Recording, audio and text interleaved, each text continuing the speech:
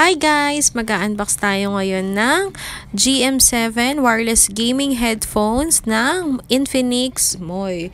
Ayan yung gilid niya and ito yung likod. Nakikita nyo naman sealed na sealed talaga siya. And makikita nyo yung specs dito sa likod. And yung iba dito sa gilid, makikita nyo yung music playtime with charging case, charging time, and low latency gaming. So, eto nga, kitang-kita nyo naman yung box, diba? Nagre-reflect pa yung mismong plastic. And open na natin. Yan. Try natin i-cutter yung mga gilid. I-avoid lang natin yung box para naman ma-preserve natin yung ganda, yung decency ng box. Ayan, open na natin isa-isa yung sides. Talagang makikita nyo sealed na sealed talaga yung kanyang box.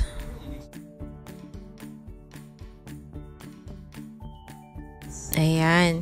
So, peel off na natin yung plastic. O, diba?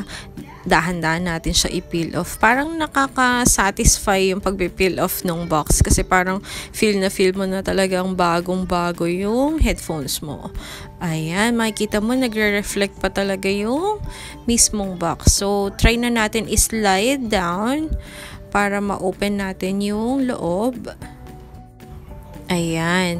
So, makikita nyo, diba? Meron siyang cover pa and nakasulat yung name na MOI. Nagre-reflect din yung name na MOI. So, open na natin. Oh, ayan na yung mismong headphones na naka-plastic pa. So, sa baba, hindi natin alam kung anong laman ng box. May dalawang icon nakalagay. Pero, tryin muna nating open yung headphones. Ayan. Try natin siyang hilahin pataas and then ayan na yung mismong headphone na naka-plastic. And ayan, pati yung mismong headphone naka-plastic seal din. So, try na natin ding i-peel off para makita na natin yung mismong headphones. Yan, yung plastic din ng mismong headphone sealed na sealed. Ayan. So, malalaman nyo kung nabuksan na siya kasi sa plastic pa lang. At eto na nga. Eto na yung mismong casing ng headphone. Medyo mabigat siya kasi zinc alloy siya. Pero super ganda niya. Yan, o diba? Titigan natin mabuti. Ayan, yung mga angulo niya. O, diba? Solid talaga. Ayan, o. Kakaiba yung casing niya compare sa ibang mga casing ng headphones. So, ito yung mismong charging port. And, ayan na nga. Ito yung likod. Makikita nyo. Ayan, may naka-engrave din na malaking X. Kasama siya sa mismong design ng casing. And, ito na nga. Yan yung harap. Makikita nyo naman. Ang ganda, di ba?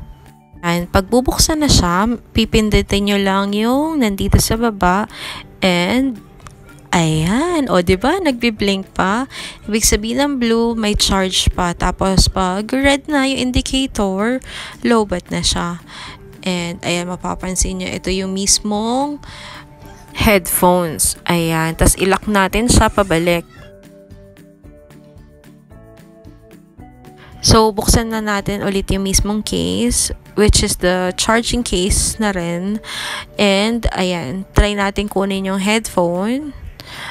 Ayan. Bali, magnetic siya pag binabalik mo. And yung mismong gold na nakikita mo, yan yung nagko-connect sa charging case. Ayan, makikita mo yung gold din sa may charging case. Yan, para mag-start ulit yung charge na kapag binalik mo. Yan. So, bali pagka chinarge mo siya, babalik mo lang din siya and yung mismong charging case na yung isasaksak mo sa charging cord. And ayan na, kinuha natin yung dalawang headphones. Makikita nyo naman yung mismong loob ng charging case. Ayan.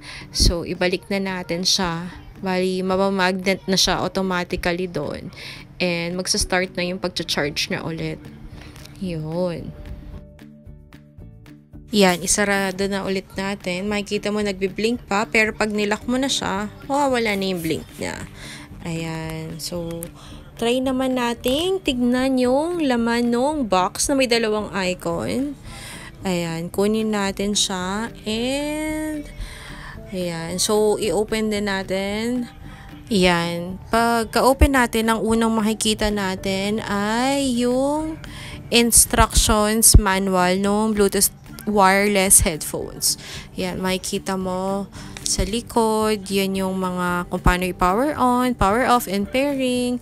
Tapos sa loob, yung mga parts ng mismong case and kung ano ang tawag dun sa each part no sa headphones. Tapos, ayan yung sa headphones. Makikita mo yung mga description niya. Yan. At syempre, yung ibang functions, dyan rin natin siya makikita. So, tingnan naman natin yung isa pang laman ng box. At yung isa naman laman is yung charging cable niya. So, ayan, Type-C na din siya. At pwede siyang gamitin sa kahit anong Type-C charging port. So, yun lang guys for our video. Thank you for watching. Don't forget to subscribe. Bye!